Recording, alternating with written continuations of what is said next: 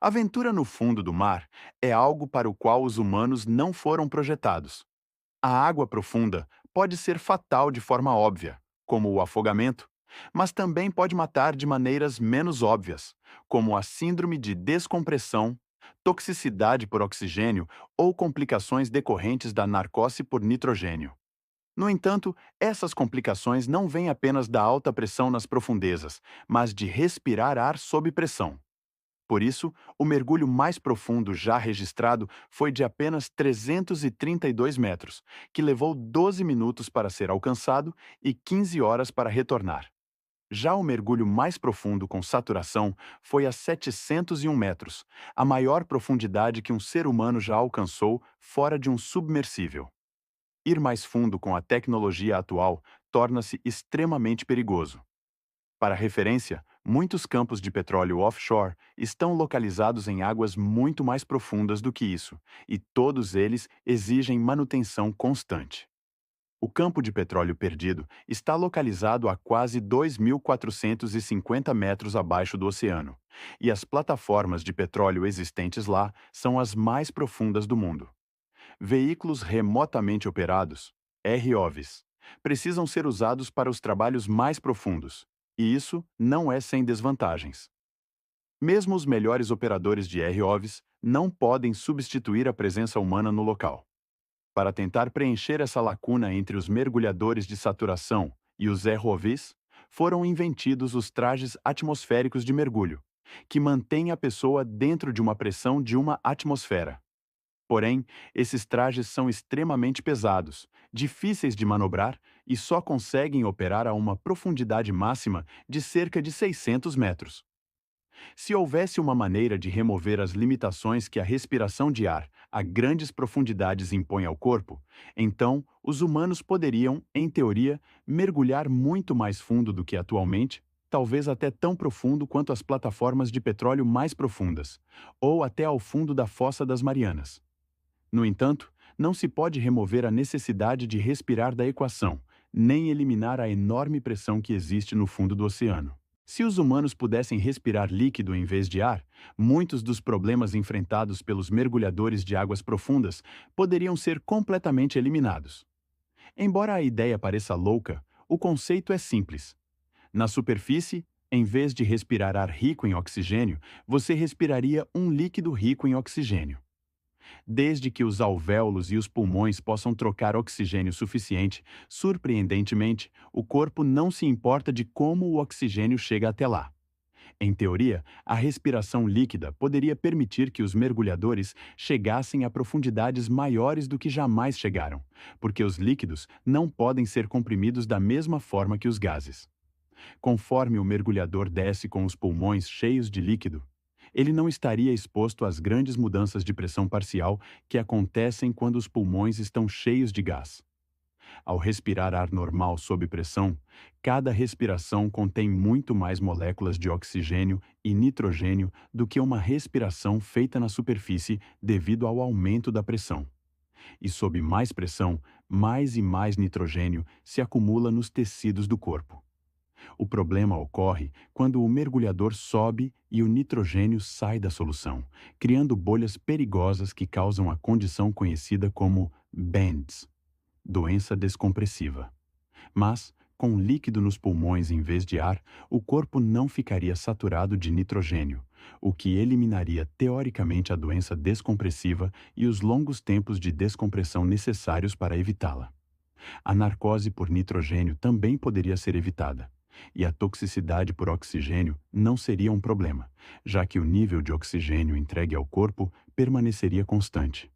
Mas, em teoria, é a palavra-chave aqui. Parece ótimo no papel, mas isso realmente funcionaria na vida real? A ideia de respirar líquido tem sido parte do mundo da ficção científica há muito tempo, especialmente no filme O Abismo, de James Cameron, onde essa ideia tem um papel central. Mas no final das contas, é só um efeito especial, certo? Bem, para os humanos, sim, mas para o rato isso não é efeito especial. Ele realmente está respirando líquido. Então, se o rato consegue, nós conseguimos. Quão distante da realidade está essa ideia para os humanos? A ideia de respirar líquido existe desde os anos 1960, quando foi primeiro estudada pelo Escritório de Pesquisa Naval para tentar aumentar a profundidade de fuga de submarinos. Cientistas imergiram ratos em solução salina oxigenada em pressões de até 160 atmosferas, que é a pressão a 1 milha abaixo da superfície. Dependendo da pressão, temperatura e composição do meio respiratório, os ratos conseguiram sobreviver por vários minutos e, às vezes, até várias horas respirando líquido. Assim, o conceito de respiração líquida foi comprovado de certa forma, mas algo ainda estava matando os ratos.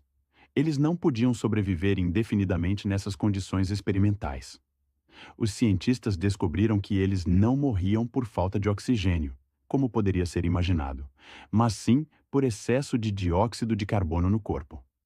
A acidose respiratória é a condição que ocorre quando os pulmões não conseguem remover dióxido de carbono suficiente produzido pelo corpo. As soluções salinas oxigenadas não estavam permitindo que o CO2 fosse removido adequadamente. Permitir que o CO2 se dissolva o suficiente nos pulmões acabou matando os ratos. Isso nos leva ao primeiro grande desafio da respiração líquida. Para tentar contornar esse problema, os cientistas sabiam que precisavam encontrar um meio líquido que pudesse dissolver grandes quantidades de oxigênio e CO2. Poucos líquidos possuem essa propriedade, exceto óleos de silicone e perfluorocarbonetos, PFCs. Após mais experimentos com ratos, os óleos de silicone provaram ser tóxicos e apenas os PFCs permaneceram como uma possível solução para o problema do CO2. Os PFCs são um tipo de líquido sintético, um hidrocarboneto com hidrogênio substituído por flúor. Eles são claros, inodoros e quimicamente e biologicamente inertes. Além disso, são excelentes para transportar oxigênio e CO2. Quimicamente, os PFCs são um meio ideal para carregar gases respiratórios, mas fisicamente usá-los para respirar ainda é extremamente difícil na prática. Isso nos leva ao segundo grande obstáculo da respiração líquida. Embora os PFCs transportem bem oxigênio e CO2, eles têm quase o dobro da densidade da água, o que os torna muito mais difíceis de respirar do que o ar. Os pulmões e o diafragma não evoluíram para empurrar tanta massa para dentro e para fora. A capacidade média dos pulmões de um homem é de 6 litros, e a densidade média dos PFCs é de 1,9 gramas por mililitro, o que significa que o diafragma precisaria empurrar cerca de 12 quilos de massa a cada respiração para inalar ou exalar completamente o líquido. Assim, embora o meio de PFC possa dissolver bastante oxigênio e CO2, mover o suficiente dele para dentro e para fora para atender aos requisitos do corpo se torna quase impossível. O acúmulo de CO2 ainda seria um problema perigoso, especialmente sob qualquer esforço físico. Determinados a continuar com os experimentos, o Escritório de Pesquisa Naval decidiu que a pesquisa avançaria para o ponto de testar em um mergulhador comercial. No entanto, embora isso tenha sido um marco importante, o teste humano não foi um sucesso retumbante. Deitado em uma mesa de operações, o mergulhador inalou um líquido bem oxigenado e foi capaz de respirar, mas depois desenvolveu pneumonia após não conseguirem remover todo o líquido de seus pulmões. Esse é o terceiro grande problema com a respiração líquida. Voltar a respirar ar depois de respirar líquido pode ser problemático ou até fatal se todo o líquido não for removido. Embora todos esses obstáculos fossem suficientes para desmotivar a maioria das pesquisas, alguns cientistas e inovadores ainda estão tentando encontrar uma maneira de tornar a respiração líquida para mergulho em grande profundidade uma realidade. Um inventor acredita ter um plano para tornar isso possível.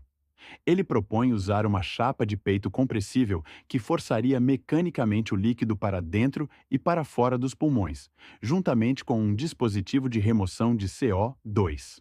O dispositivo de remoção de CO2 retiraria sangue do corpo por meio de um cateter inserido na veia femoral da virilha.